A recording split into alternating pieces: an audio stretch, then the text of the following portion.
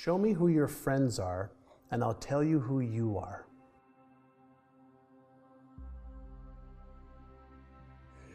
Yeah, when I was a kid, I had a lot of my own challenges. I didn't have confidence in myself. I didn't believe in myself.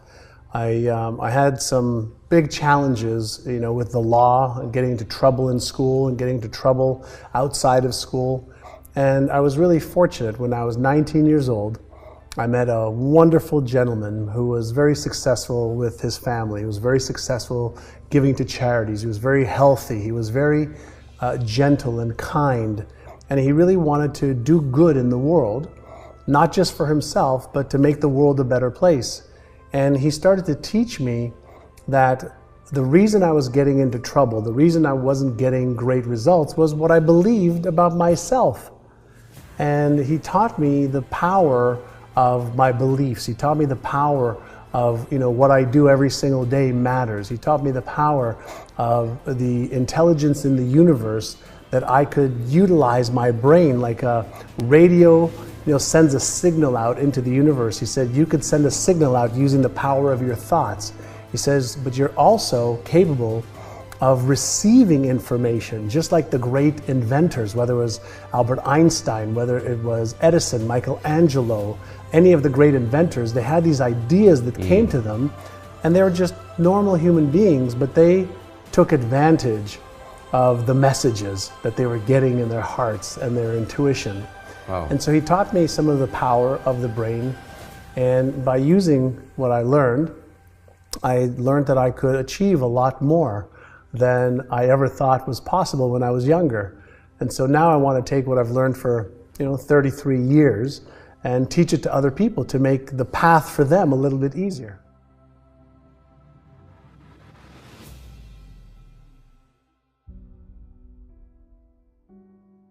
Yeah, I was getting into a lot of trouble. I was getting into a lot of trouble, and I was doing some very dangerous things that I could have either died or gone to jail for. And when he started to share with me, to teach me that my entire reality was based on what I believed was real and what I believed was true about myself, about what's possible, and that I could change that, that's when my life started to change. And he said, if you start to change the way you think, and you start to learn every day for 1 hour to upgrade your knowledge and your skills, and then you take action every day on the things that are the most important instead of all the different things that you can do. He says, if you focus on doing 3 to 5 things every day towards your goals, he says, in 1 year, you'll be at a totally different destination. 3 years, big destination. 5, 10 years, your life won't be the same. And I was tired of living a mediocre to less than mediocre life.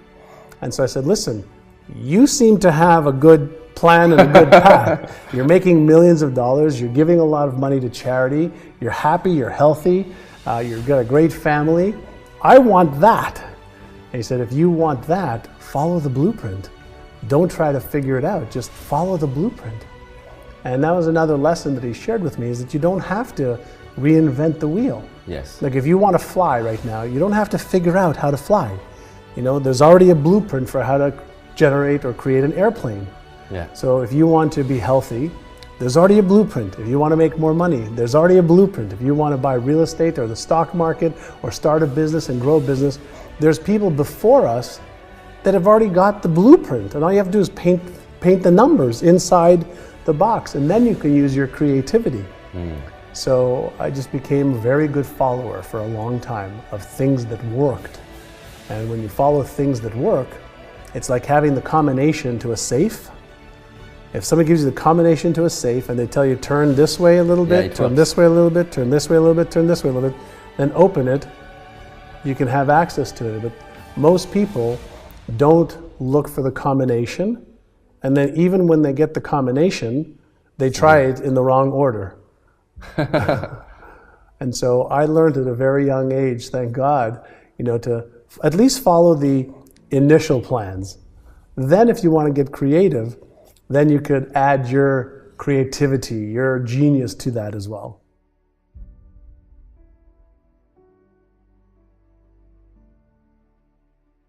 Sure. The first thing that you have to ask is, what are your highest values? So for me, for example, my number one highest value is God. My number two value is my health. My number three value is my family. My number four value is contribution to the lives of others. My number fifth value is fun. So every day when I wake up, I think about, what am I doing today to connect with God? For me. Yes. Just for me. It doesn't have to be, it's not religious, it's just for me. Then what do I need to do every day to make sure that I'm healthy? What I need to do every day to make sure that my family and my dear close friends who are part of my family, that I have the relationship that's rich. Then contribution. How do I use my passion, my gifts, my stories, my things I've not done well, things I have done well? How do I share that with the world? And in doing that, I feel good. And then I have to have fun. And so if I do those 5 things every day, then at the end of every day, I've had a great day. And if you have a lot of great days, then you end up with a really great life. And that doesn't mean that you don't have ups and downs and things that don't work and trouble that happens and things that come up. But if you keep your focus on what's important, then the rest of the stuff is really inconsequential. And there isn't 100 different things you have to do. There's 2 or 3 things in each one of the areas that's important to you that when you do those every day, you're so far ahead of the curve. So I have daily rituals. So when I wake up in the morning, the first thing I do is I do a gratitude exercise where I ask myself, usually in bed, what am I most grateful for today? I have in my gym, in my home gym, I have like a place where I sit, and before I start my meditation, I look at my vision board from the past. Okay.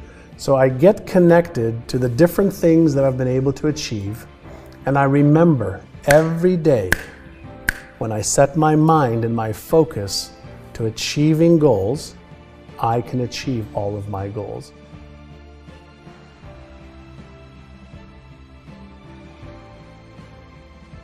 I want to remind myself every day of look how many things I was able to accomplish by being clear, by being passionate, by using these rituals. So before I go into my meditation, which is with my eyes closed, I look at my achieved board, I get emotionally associated with it to remind myself that when I set my mind to achieve something, I can do it. And then I look across, because I have a mirror in the gym, and I look across and I say, I love you just the way you are. And I said, I accept you just the way you are, with all of your skills and passion and faults and insecurities and doubts and fears. I accept you just the way you are. Wow, and I smile, and then I close my eyes, and I do about a 15-minute meditation. Wow. And in my meditation, sometimes I have no thoughts, where I'm just one with the universe and everything. Centered. Other times, I'll just follow my thoughts and I'll just pay attention, be mindful of where are they going this morning? Where are they going today? So I'll follow my thoughts and I'll just follow them. Other times, I'll follow a thought and say, release that one. And follow another thought and say, release that one. So I'm teaching my brain that I'm in control of my brain. See, most people don't realize that they are not their brain, that their brain is an organ. No different than your heart, no different than your legs, no different than your hand. And since we're not our brains, we can learn how to use the different parts of our brain. And so I've been doing many, many years of studying on the brain. And if you don't understand the different parts of your brain, that's like having a sports car in your driveway, but you don't know how to turn it on, or you don't know how to change the gears, or you don't know how to put on the radio, or you don't know how to turn the heat on. Yes, you have a powerful machine, but you don't use it. You have a powerful machine, but you don't use it. And most people, not because they're dumb, it's because most people have never been taught how powerful their brains are, And for a simple reason that we haven't really known how powerful it is. We've had ideas, we've thought about it, but for the first time in the history of our species, hundreds of thousands of years on the planet, we're finally, in the last 10, 12 years, able to look a little bit inside the brain. And there's more circuitry in your brain than there is in all the telephones connected in the whole world. There's more circuitry in your brain than there are stars. And so when you start to go, wow, there's some real power within me, and if I learn how to use it a little bit better, maybe I could be happier, healthier, wealthier, have more purpose, have more meaning in my life. And when you ask yourself, like, what do most people want? Well, I want to know that my life mattered. I want to know that I'm loved, or at least liked. I want to know that my life has got some kind of purpose, or I don't have a real great existence. And so when you start to realize that you have so many gifts on top of the challenges that we all have, everybody has problems, everybody has things they're insecure about, they don't have confidence around, they don't have certainty, but that's everybody. So the key is to understand that, we have an amazingly powerful tool that creates our reality, and we're able to teach it to look for and find what we want it to create. So reality doesn't exist outside of here. We're in the field of everything. And we can teach our brain to see things that we didn't see before. We can change our habits. We can develop, it's something we call deliberate conscious evolution. So we could deliberately choose to evolve ourselves, where in the past we thought that, you have to wait 1,000 years or 10,000 years or 100,000 years to change. No, that's old school thinking. We can change now. We can change the neural patterns in our brain, the software, just like a computer software. We have, our body is the hardware, our brain is the operating system, and then our beliefs, right, is the software, and our habits are the software that runs everything, gives us the results.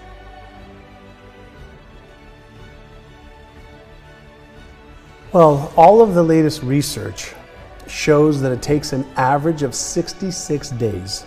In the old days, it used to be 21 days, but that's just because of an old book back in the 1970s called Psycho-Cybernetics, and that was Maxwell Maltz. He noticed that when people had facial reconstruction done through plastic surgery, that even when they looked in the mirror after the surgery, they didn't see a change. And it took about 21 days for them to start saying, oh, wow, okay, I can see some differences. And he realized that it wasn't the eyes that see. It's the brain that sees. Yeah. And so the brain shifts through repetition. So when we talk about how do we create rituals or how do we change habits that last, the first thing is to have a different expectation than I'm going to change in a day or a week or in 21 days. Whenever I try to change anything, my number one rule is 100 days or I don't even start. So if I want to, let's say, stop caffeine, it's a 100-day commitment. So first I make longer-term commitments, and then I design a plan to retrain my brain around the expectation of following through. I make pre-commitments in advance. So if I say, let's say I'm going to stop drinking coffee. I say, okay, I'm going to stop drinking coffee. I commit to it for 100 days. And then I write out, well, what will you do in the morning when you wake up and you want a coffee? What will you do when you're at a restaurant with friends and everybody's having a coffee? What will you do? So you counter any of the behavior when you know the trigger is going to happen. Every habit has three parts to it. There's something that triggers the emotion. There's the behavior, and then there's the neurological and biological reward. So when you understand the habit part of any ritual, you understand that because we are conditioned a certain way, we're going to have a trigger, whether it's a flower, whether it's waking up, whether it's a girl or a guy or children coming home. It triggers a response in the brain or reaction in the brain. Well, if we change the behavior over the course of 100 days, we'll still get the reward. And if we pre-commit to what we're going to do when we say, maybe today I'll have the coffee and tomorrow I won't. Maybe today I'll have the pizza or the dessert and I'll catch up tomorrow. Well, if you pre-commit in advance that you're not going to take that action, then that's step one. Step two is when you have the trigger, if you interrupt the behavior for 1 or 2 or 3 or 4 minutes, you interrupt the neural pattern in the brain also. So you come up with strategies is when I feel like having a coffee or dessert or the pizza or the croissant, okay? Then here's what I'm going to do instead for 5 minutes, and that way I can interrupt the pattern. If you do that long enough, you'll start to develop a new neural pattern, you'll start to develop a new behavior, and if you do it for at least 66 days, but preferably 100 days, you'll start to develop a new way of thinking and being and doing that will overshadow the other pattern in the brain. Very interesting. Yeah, so there's a psychology behind it, but there's also the neurological processes of the brain. And what happens is our brain doesn't like change. Yeah. So anytime that there is change, the brain feels uncomfortable. As soon as it feels uncomfortable, it'll send signals to the motor cortex of the brain. It'll send messages, and we'll start to rationalize. We'll start to tell ourselves, well, I shouldn't do it because of this. Well, maybe today's not a good day. Well, I'll start today, but I won't continue till next week. Or, you know what, I really don't want this. And we start to talk to ourselves. And when we understand what the brain does whenever we try to change, then we can start being in control of the brain, and we can override the automatic responses. There's something called automaticity. And automaticity states that anything that I repeat over and over and over again over a period of time will go from conscious effort, deliberate conscious effort, willpower or persistence, and it'll become automatic. So we just have to know how long that is. And some things take a week, some things take 60 days. Some habits that people have for 20, 30, 40, 50 years take 200 days. And so you start off with a 100-day window and you ask yourself, am I willing to give a little bit of effort for 100 days to remove this destructive either thought pattern or destructive behavioral pattern in order for me to have something greater and better than what I have right now?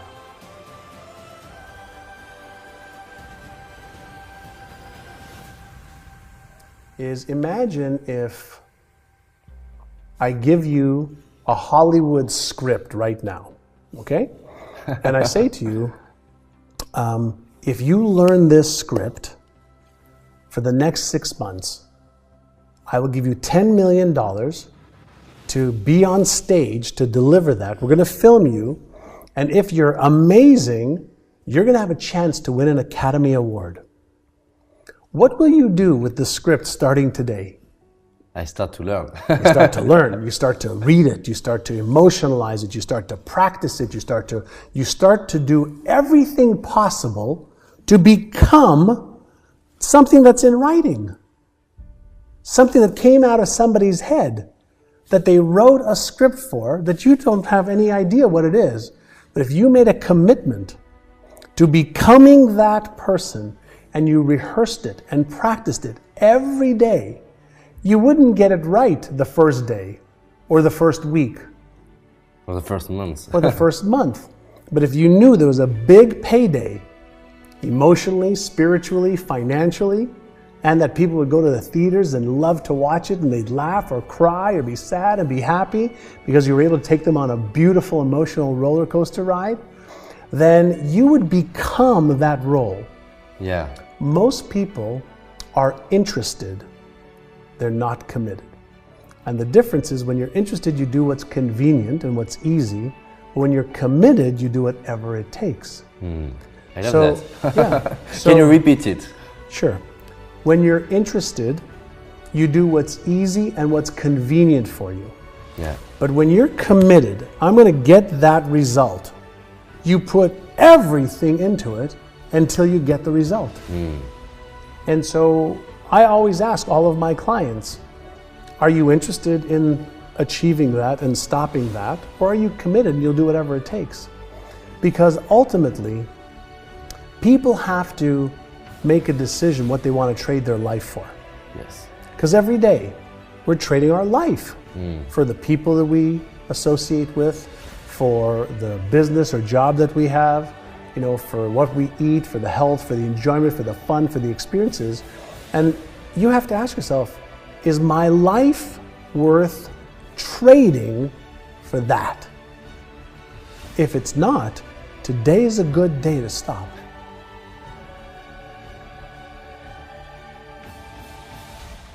Most people don't think that they're trading their life, for something. They think that, oh, there's tomorrow and there's next week. Really?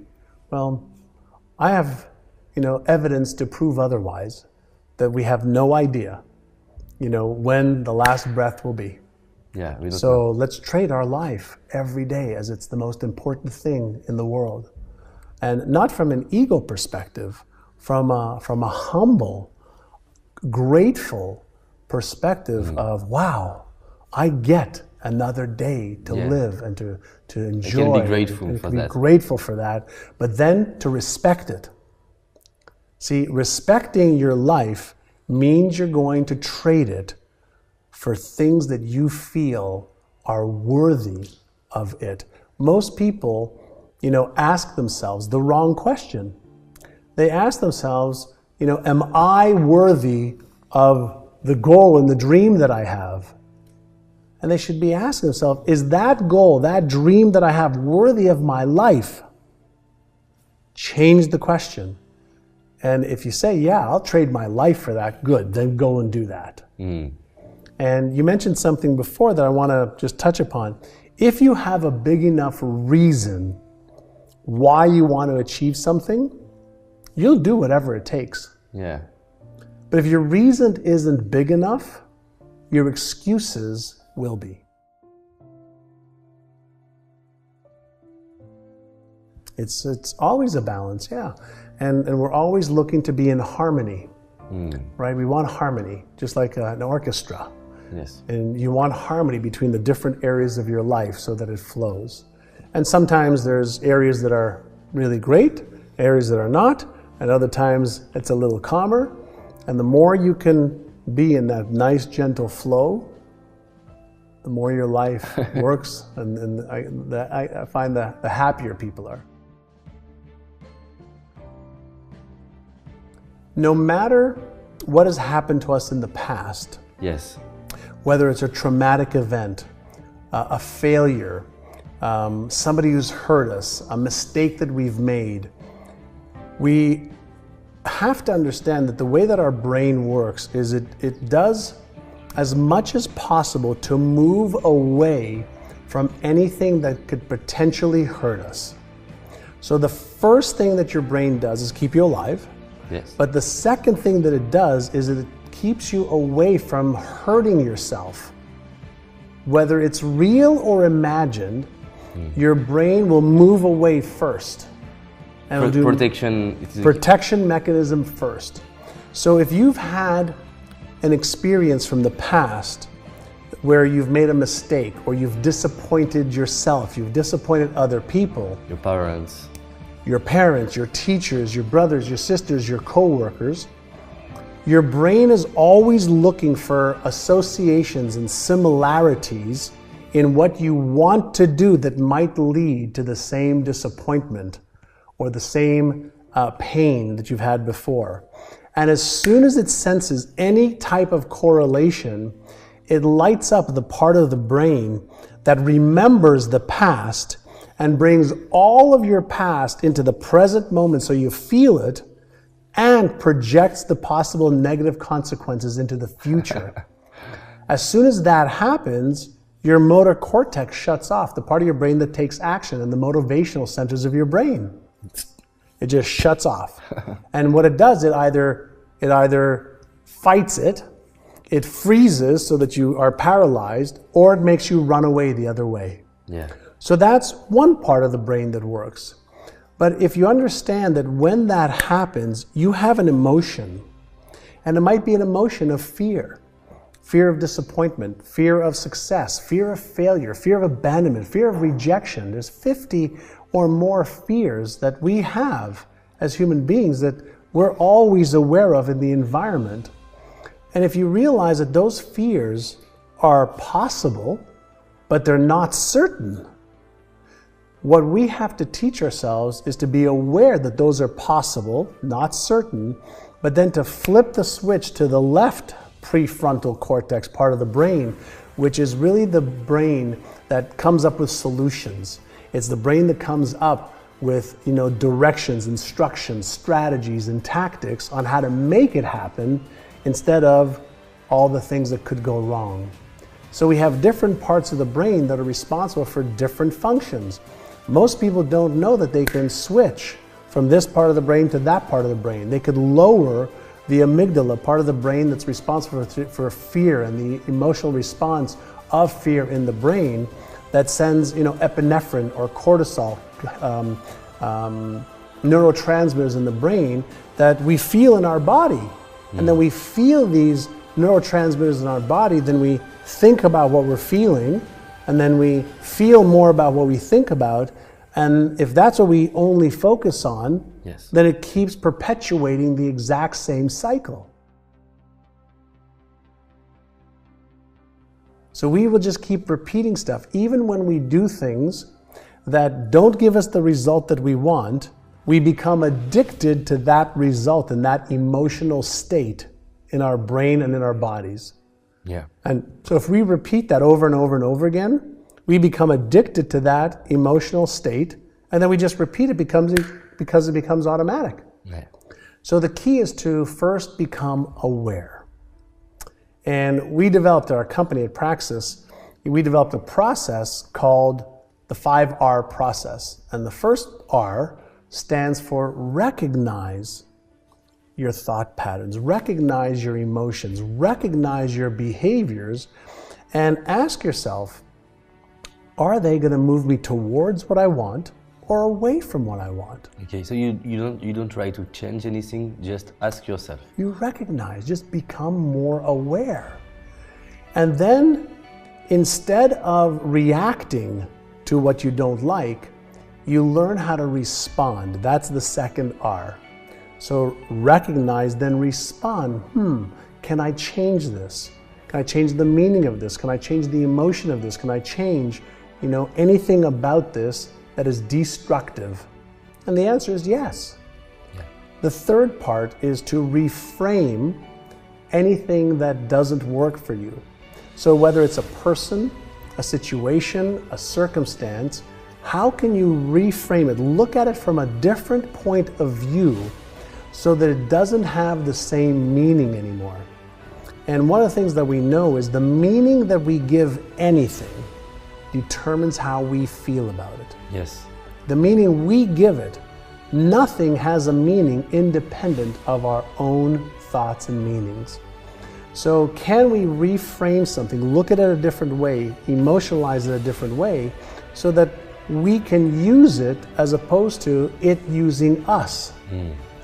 The fourth part is when we're feeling a negative or destructive emotion, can we, through breathing exercises, through reframing, release that emotion? Because every emotion is a wave. So there are 6 main emotions that we have. There's sub-emotions as well, but we feel fear, anger, sadness, happiness, disgust, etc. And those cause us to feel a certain way. So is there a way for us to release the unpleasant emotions? There's not good or bad emotions. They're pleasant or unpleasant. Yeah. And that is comes from directly from one of my dear friends, Dr. Joan Rosenberg, who's an emotional mastery expert. Wow. And so when you think about, is this emotion pleasant? Yes, okay, good, let's do more of that. Is this emotion unpleasant? Okay, well, what's causing it? Usually what's causing it is something from my past that is telling me that whatever's happening. Maybe I can reproduce it. Well, if it's a unpleasant emotion, usually it's a memory from the past versus reality. And so when you learn that emotions last 90 seconds to a minute and 20 seconds, 2 minutes, and if you just observe it and feel the emotion, it's like a wave. Feel the emotion without getting into the reaction of the emotion. Observe it. Now you're in control of the emotion. Now you're learning to surf the wave instead of being hit by the wave. And then the fifth part is now to retrain your brain. So recognize, respond, reframe, release, and now I want to retrain my brain to have a different thought pattern, a different emotional response, and a different behavior, so that I change the pattern in my brain so it doesn't happen again.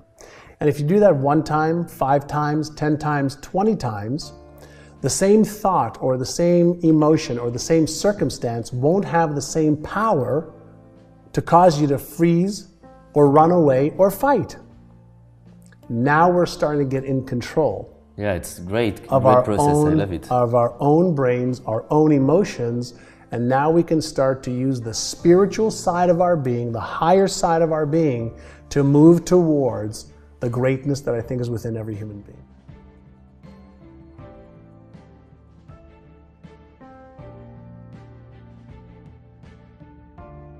The people that I was hanging around with were also getting into trouble.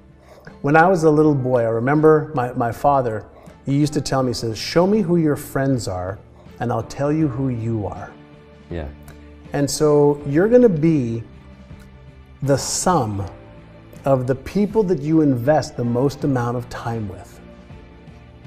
Whether it's at home, your friends, your family, or your business people. So if you tend to be around winners, you'll start to, by sheer environmental factors, listen and learn how they think. You'll be able to observe what they do. You'll learn the skills that they've acquired. And if you hang around with losers, you'll see patterns. Everything in life is about a pattern. And so people who are unsuccessful and losers, which I don't even like to use the term loser, although there are some, not a lot, they have got habitual patterns of destruction, self-sabotaging thoughts and self-sabotaging behaviors. And people who are successful, and I don't mean just financially, people who are successful in their health, their relationships, charitable contributions, they have consistent, successful patterns that are constructive towards being successful. Yeah. And so what you'll see is just patterns, patterns and more patterns. The entire universe is made up of patterns that could be explained mathematically for the most part, but we can also just see behaviors. And so it's not difficult, but it takes effort to be able to override some of the natural, brain's propensity, the brain's desire to keep us away from hurting ourselves. To re-educate our brain. Yeah. And if you think about, when we're young, what do our parents do? Oh, be careful. Oh, don't fall down. Oh, watch out how you ride the bicycle. And if you fall down, well, my kids, when they were young, I let them fall and I let them do things so that they would get accustomed to get up.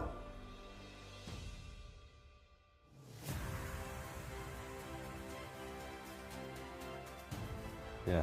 And so, and as we get older, it becomes harder and harder to change because the patterns in the brain are so strong.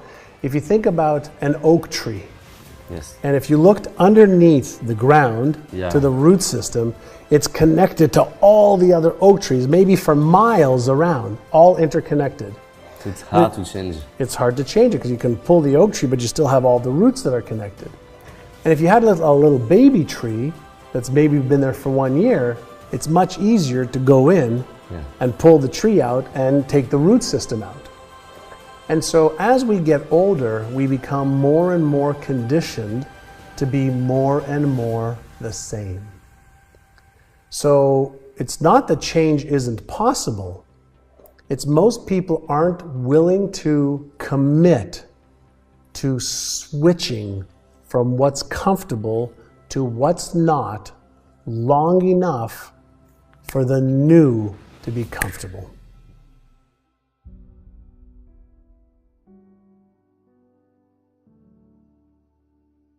There was actually a very, very big mistake in the movie The Secret. Okay.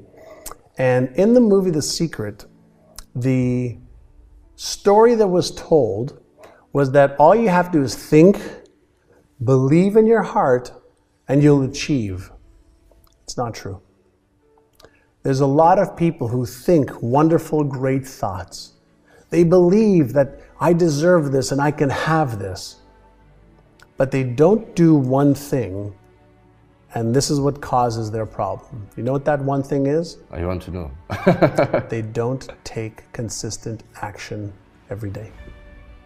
So in The Secret, they didn't talk about you have to do the right things in the right order at the right time. And they led a lot of people to believe that all you have to do Think about is it. think about it.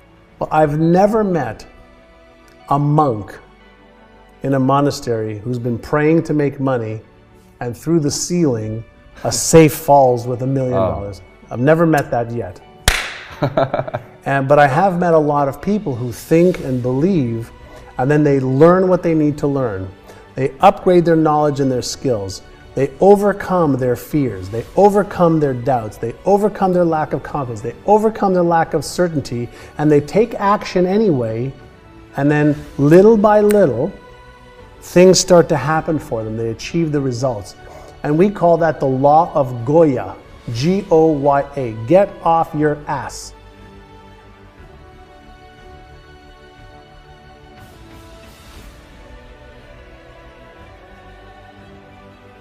But there has to be something, if we go back to some brain research and some brain neuroscience findings, there's a part of the brain that chooses the goal that we want to achieve. And that's in the conscious part of the brain, and that's responsible for about 2 to 4% of what you see and what you do. Yeah. That's called the explicit memory system, or the declarative part of the brain. I can declare. So I'll give you an example. I could read a book. Yeah. And 10 minutes later, I could tell you what I've read in the book. I can declare everything that's in the book. I can tell you, you know what, this is a great book. I'm so excited. I'm so motivated. And I'm going to make $1 million. But if at the implicit level, at the beneath the conscious mind, at the implicit level, in secret, they say, I don't know if I'm good enough. I don't know if I'm smart enough. I don't know if I deserve to make $1 million. I don't have the right knowledge. I didn't go to college. I'm male, I'm female, I'm too young, I'm too old. If there's a disconnect between the implicit, the part of our brains that's the real you and me, the hidden part of our self-image, if there is a contradiction between my goal and even what I've learned and what I secretly believe to be true about myself, if there isn't the coherence between the two, the hidden self-image will always win. So one of the most important things is to create what I call is neural coherence, or coherence in the brain. And the best way to think about coherence in the brain is, imagine if you go to listen to a band, rock and roll band, jazz band, a classical band, whatever. And every player, or every musician is playing the music, but not in harmony. Yeah, new style. You're never going to have a beautiful symphony. So the way our brain works is, if we don't have the symphony at the different parts of the brain, we'll do some good things and some good actions, and then we'll do some things that will take away from that. And so what we want to have is coherence. Get the brain, the implicit and the explicit part of the brain, coherence, playing together in harmony, then moves the body into action consistently. Now we have flow.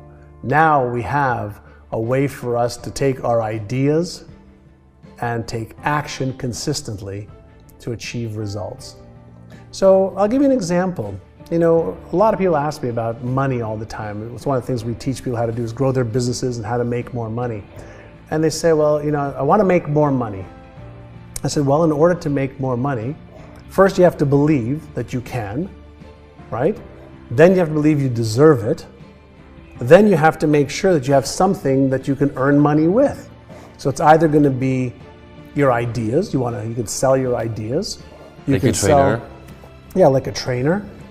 You can sell your time. You can sell your products. You can sell your services, which means that you have to have some skill.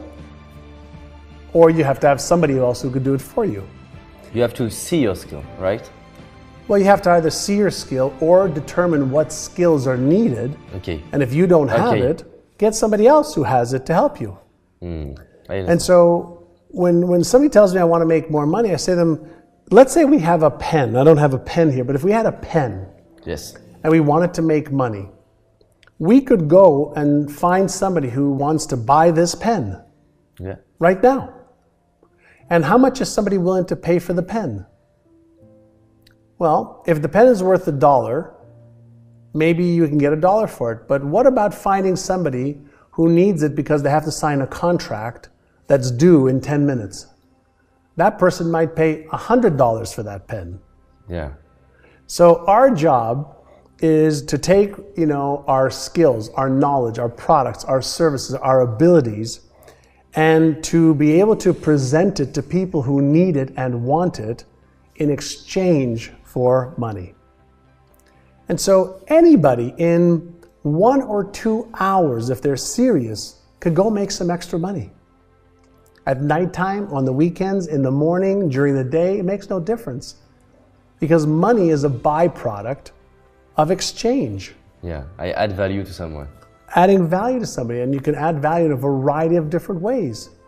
And why is it that some, you know, people make $10 or euros an hour? Some people make 20, some people make 20,000. Because they're adding value with their products or services, knowledge or expertise. And so anything that we want to achieve starts here first. Then we can get our bodies to move into action to create it. To create it.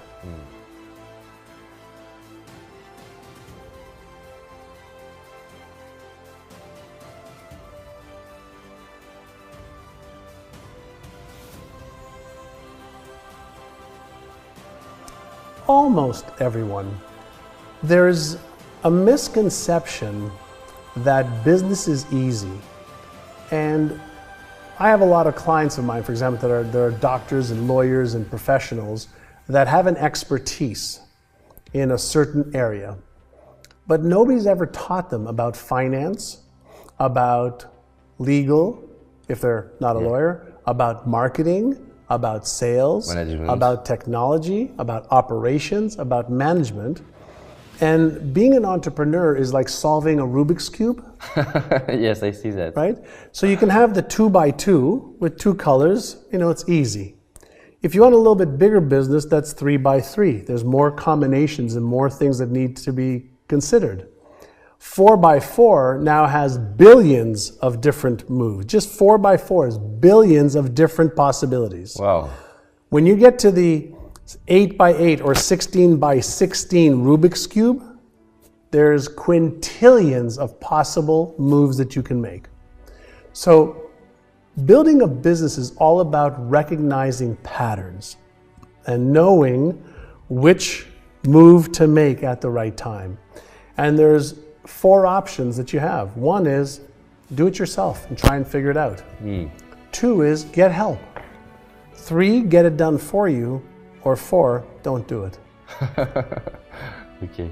Right? So everybody can be an entrepreneur, but I don't want anybody to go and be an entrepreneur who's got a lot of passion, for a product or a service or something that they love, without realizing that there are many hats that you have to wear.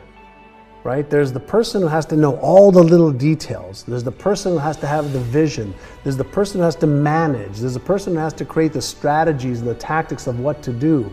Then there's the person who has to drive those forward. Those are 6 different things that have to be done, just different hats in a business that most entrepreneurs aren't aware of. Yeah. And so they start and they're busy and they're working really hard and they go, God, this is hard. Yeah. And it is hard. And they think that they have to do it all themselves. And that's not the truth.